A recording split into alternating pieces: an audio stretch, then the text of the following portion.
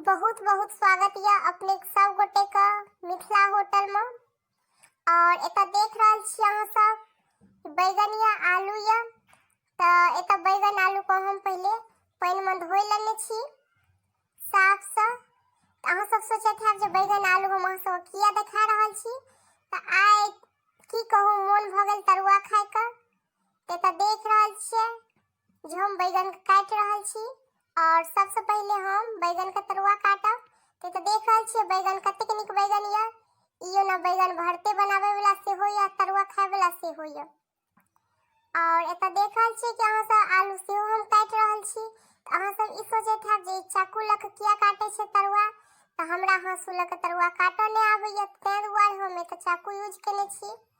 तो अहूँ सब तरुआ खाओ, अहूँ सब रोज खाइत हैब तरुआ, क्या तो अपना मिथिला का तरुआ तो रोज बनाते छे हर एक घर में। तो अहाँ सब एक हाथे तरुआ खाए जाओ और एक हाथे हमरा चैनल का मिथिला होटल का सब्सक्राइब करू, कमेंट करू। और एक साथ साथ अहाँ सब एता देख रहल छियै हरियर का मिर्चाई या बैगन या और आलू या भिंडी या सीम या तरुआ तो बहुत किछ का बने छे, लेकिन एता बस 4 गो 5 गो चीज या। तो चलू आइ अहाँ सबके साथ हम तरुआ तोड़े छी। तो अहाँ सब एता देख रहल छी कि चावल द देने छी हम पानी में फूले लेल। तो ए चावल को हम पहले की करब तो साफ से धोई के और तैके बाद से एता देख रहल छी कि हम पिठार पीस रहल छी चावल का, जे कि तनी सिलौट घुसक जाय छै, सिलौट छोट छै।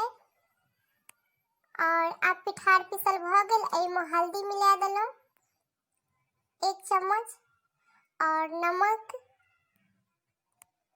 और ओइ के बाद धनिया पाउडर, मिर्ची पाउडर अहाँ सब देख रहल छियै।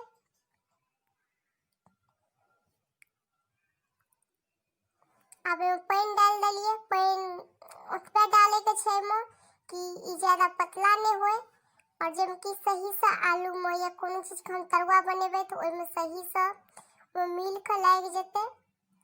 एता देख रहल छी कि हम मिला रहल छी पिठार का और पिठार बहुत नीक से मिल गेल या। बहुत गोटा बेसन में सेहो तरुआ बनावे छै, लेकिन हमरा पिठार में ज्यादा पसंद या। तो देख रहल छी कि पूरा मिल गेल छै पिठार। तो अब हम एता तेल द देलिए कढ़ाई में, गैस जला के चढ़ा देलिए, तो तेल गरम भ गेल या। तो अब चलू हम तरुआ तरना स्टार्ट करे छी।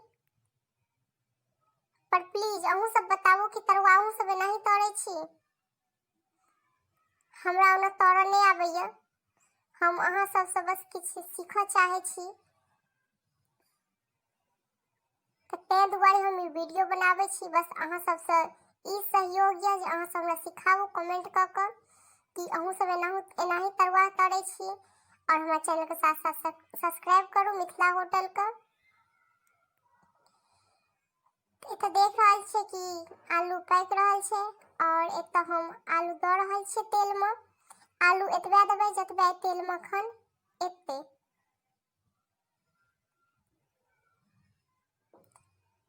तरुआ दोनों साइड पूरा पक के आलू सीझ गेल या और तरुआ देखे छी देखे में लाल भ गेल या।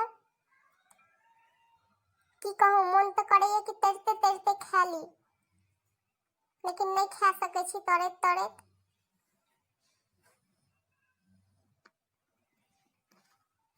अब ओइ के बाद अहाँ देख रहल छी अहाँ सब जे बैगन तैर रहल छी, अहूँ सब एहिना तरुआ तरू। अगर अहाँ सब कोनो अलग हिसाब से तोड़े छी, ऐसे नीक हिसाब से, तो सेहो कमेंट क के बताबू, तो हमहू ऐसे नीक से तोड़ब। और ऐसे नीक वीडियो आप जे बनाब अगला बेर से ऐसे नीक वीडियो बनाब किछ अहाँ सब गोटे से सीख के। बस साथ साथ हमारा चैनल को सब्सक्राइब करू, कमेंट करू, लाइक करू और जतेक भ सके ततेक तरुआ खा के और तै के बाद हमरा वीडियो को शेयर सेहो करू।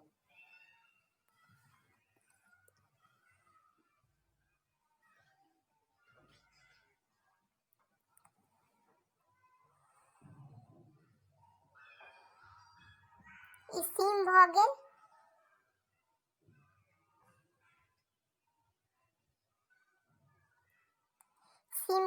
सेहो बहुत नीक लागे छै गरम गरम खाय में।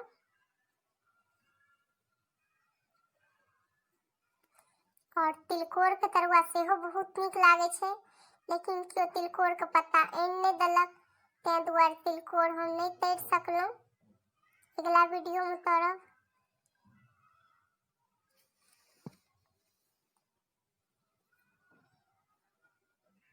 ई भिंडी के तरुआ भ गेल।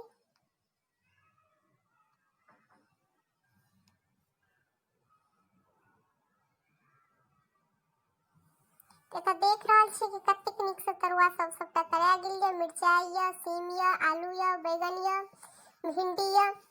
देख रहल छी की कहूँ, तरुआ देख के तो हमरा अब रहल नहीं जाइए। हमहूँ जाइ छी जल्दी से नहायब सोनायब और पहले सबसे पहले तरुआ खायब।